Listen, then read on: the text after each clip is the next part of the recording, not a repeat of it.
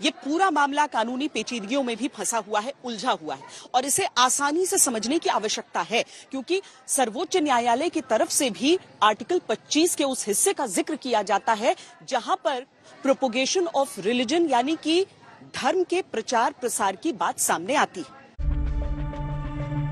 भारतीय संविधान के अनुच्छेद 25 से लेकर 28 में धार्मिक स्वतंत्रता की बात है।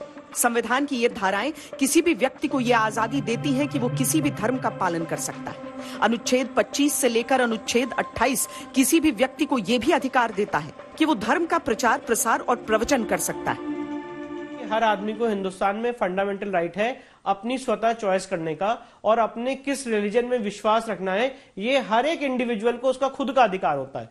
तो अगर ऐसा नहीं कि परिवार का जो मुखिया है उसने कोई धर्म परिवर्तित किया तो उसके धर्म परिवर्तित करने से उसकी वाइफ, उसके बच्चों का भी धर्म परिवर्तित हो जाएगा। उनको खुद अधिकार है कि वो किस धर्म में रहना चाहते हैं, इसको चूज करना। हालांकि इन अधिकारों के साथ कुछ बंदिशें भी हैं। अगर सरकार को लगता है कि इससे पब्लिक हेल्थ, नैतिकता या फिर कानून व्यवस्था पर असर पड़ सकता है तो सरकार इस पर रोक लगा सकती है। ऐसा लगता है कि धर्म परिवर्तन के कारण देश की व्यवस्था में कुछ परिवर्तन हो रहा है।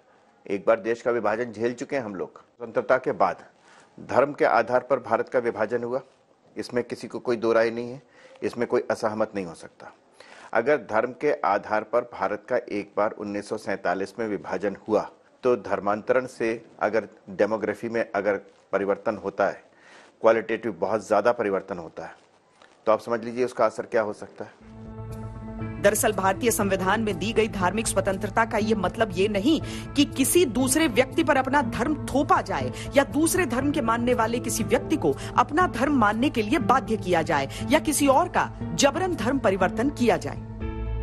फोर्सफुल धर्म परिवर्तन नहीं होना चाहिए, मिस रिप्रेजेंटेशन से नहीं होना चाहिए, कोअर्जन से नहीं होना चाहिए, अनड्यू इन्फ्लुएंस से नहीं होना चाहिए, फ्रॉड से नहीं होना चाहिए। ये जो चार पांच बेसिक सिद्धांत हैं, ये मूलभूत पैटर्न है जिसके आधार पे आप ये तय करते हैं, ये मापदंड होता है कि भाई ये जो धर्म परिवर्तन है ये सही है कि गलत है। अगर कोई आदमी अपने स्वेच्छा से धर्म परिवर्तन करना चाहता है तो उसमें कोई गलती नहीं है और वो जिस धर्म को में जाना चाहता है उसके शास्त्रीय नियम या उसके जो भी नियम है उसको फॉलो करने के बाद उसमें जा सकता है।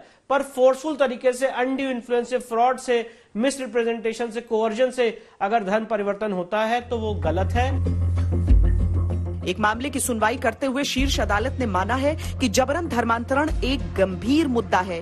इसी मामले में कोर्ट ने सुनवाई करते हुए केंद्र सरकार से जवाब तलब किया। सुप्रीम कोर्ट में केंद्र सरकार ने जवाब दाखिल करते हुए कहा कि सरकार मुद्दे की गंभीरता से अवगत है और वो जल्द ही जबरन धर्मांतरण रोधी कानून बनाने के लिए कदम उठाएगी।